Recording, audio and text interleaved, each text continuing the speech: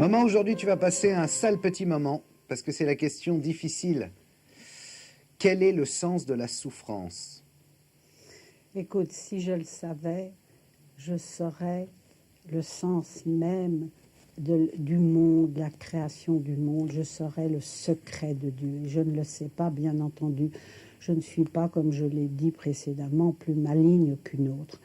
Et à vrai dire, la souffrance me paraît insupportable parce que ça soit la souffrance physique avec ce pauvre corps si plein de douleurs à tous les âges, si prompt à attraper des maladies, et la souffrance morale, tous ces drames intérieurs, et surtout la souffrance des enfants qui indignent tout le monde, tous ces enfants qu'on nous montre à longueur de journée sur les télévisions et qui, partout dans le monde, sont brutalisés, violés, meurent de morts atroces. Tout ça est révoltant. Donc, il faut essayer de comprendre un peu comment, enfin, on ne peut pas comprendre, bien sûr, mais dans la méditation, dans la prière, il faut essayer de s'ouvrir un peu à la compréhension de ces choses. Oui, mais tu peux pas t'en tirer comme ça. On a envie de dire, mon Dieu, qu'est-ce que vous faites? Voilà. Alors, on a envie de dire, en effet, mon Dieu, vous qui êtes amour, qu'est-ce que vous faites? Alors, c'est là que c'est très compliqué, parce qu'en réalité, si Dieu avait voulu, il aurait pu faire de nous des robots, il aurait pu faire de nous des êtres qui n'auraient pas fait le mal. Mais il nous a laissé une part de liberté. Et c'est là, justement, que s'articule le sens de la souffrance et de la mort, à mon avis. Parce que cette part de liberté, comment en avons-nous usé?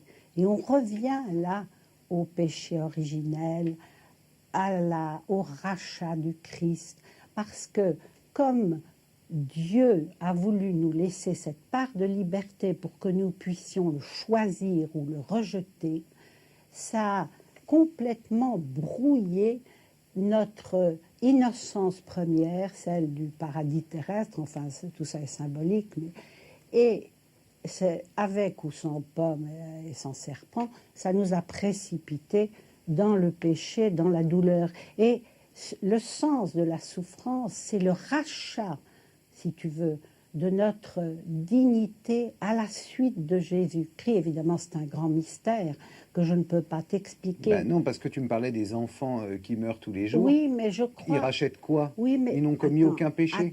Attends.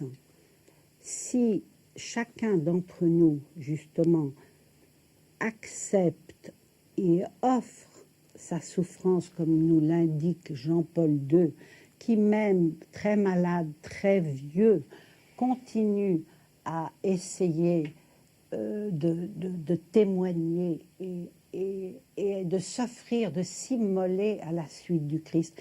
Et est-ce que tu ne te demandes pas quelquefois pourquoi il a fallu que Jésus-Christ lui-même, Fils de Dieu, s'incarne, souffre et meurt de cette mort ignominieuse pour racheter les hommes? Ben, je crois que le sens de la souffrance, il est là. Il nous échappe, mais pour moi, si tu veux, il s'articule entre notre création dans l'amour, dans la lumière et dans la plénitude, le péché d'orgueil et le nom de l'ange, n'est-ce pas, qui est devenu le démon, le pourrisseur, et que c'est par ce rachat volontaire, accepté, offert, que peu à peu, nous devenons à nouveau dignes d'être fils de Dieu, appelé à être à sa ressemblance. C'est très difficile à expliquer ça, tu vois, parce qu'en réalité, on ne le comprend pas. C'est par intuition et c'est par souffrance moi-même, et c'est parce qu'on a tendance à être révolté. Et alors la souffrance, évidemment, des enfants, tout ça, on ne peut pas expliquer chaque chose, mais je crois que ça se résume, si tu veux, ça s'articule, oui, je ne peux pas dire mieux, autour de ça. Et que si on arrive par la souffrance acceptée et offerte, c'est ça qui est fort, c'est que par la souffrance acceptée et offerte, on arrive peu à peu à déboucher sur une paix, sur une lumière qu'on peut même apporter aux autres, bien sûr, en les aidant. Il faut lutter, il faut faire tout ce qu'on peut pour les soulager. Bon, il n'est pas question de ne rien faire, il n'est pas question d'être comme le Christ de Montfavet, mais il est question, si tu veux, de ne pas se révolter et de faire de cette souffrance une œuvre d'amour, de rachat, d'offrande vers Dieu, et Dieu fait le reste. C'est ça dont j'ai l'expérience intérieure et que j'essaye de dire. Mais je me rends compte combien c'est difficile, et pour que vous aussi vous fassiez cette expérience-là, il faut que vous entriez dans le silence, dans le recueillement, dans l'écoute intérieure de cette voix d'amour qui est la voix de Dieu en nous. Oui, mais permets-moi d'insister, la voix d'amour, c'est une très belle réponse, mais ça n'empêche pas des gens de mourir et de souffrir. Mais non, Qu'est-ce qu'on fait pendant ce temps-là? On les aide le mieux possible sur le plan humain. On tâche de pallier à leur souffrance, de les soigner, et on les accompagne dans la mort, mais avec une vision spirituelle. On a perdu complètement à notre époque le sens spirituel de la vie, de la souffrance et de la mort. Et si on entre du dedans, mais vraiment, c'est l'œuvre de toute une vie, c'est l'œuvre, il faut commencer tout de suite. Moi, j'ai commencé à 4 ans, je demandais à maman, quel est le sens de tout ça? Je voyais déjà la souffrance, la mort, et je me disais, est-ce que ça vaut le coup? Et je disais à maman, est-ce que la vie vaut la peine d'être vécue? Et qu'est-ce qu'elle disait, ta maman? Et maman me disait la même chose que je vous dis maintenant, parce qu'elle avait la foi et l'espérance et la charité, et qu'elle-même a essayé de le vivre, et mes grands-parents, et bon. Mais même ceux qui n'ont pas eu la chance d'avoir une famille croyante et qui les élève comme ça, eh bien, ils rencontrent dans leur vie des gens comme vous aujourd'hui, par exemple, qui leur parlent de ça.